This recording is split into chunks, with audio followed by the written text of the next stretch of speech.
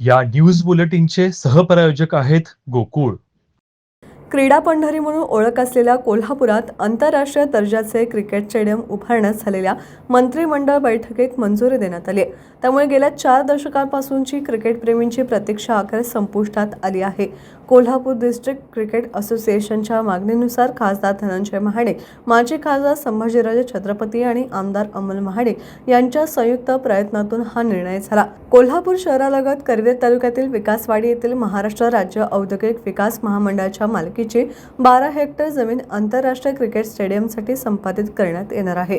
या स्टेडियममुळे कोल्हापूरसह सांगली, सातारा, सोलापूर, रत्नागिरी आणि सिंधुदुर्ग जिल्ह्यातील उदयोन्मुख खेळाडूंना मोठी संधी मिळणार असून कोल्हापूरची ओळख क्रिकेटच्या राष्ट्रीय आणि आंतरराष्ट्रीय नकाशावर अधिक ठळक होणार आहे.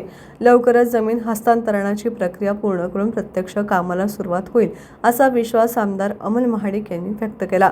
1980च्या दशकात छत्रपती शिवाजी स्टेडियमवर भारत वेस्ट इंडिज सामना झाल्यानंतर तब्बल 4 दशकांनी पुन्हा एकदा कोल्हापुरात आंतरराष्ट्रीय क्रिकेट सामने पाहण्याची संधी उपलब्ध होणार आहे. या निर्णयामुळे कोल्हापूरच्या क्रीडा परंपरेला नवे बळ मिळणार आहे.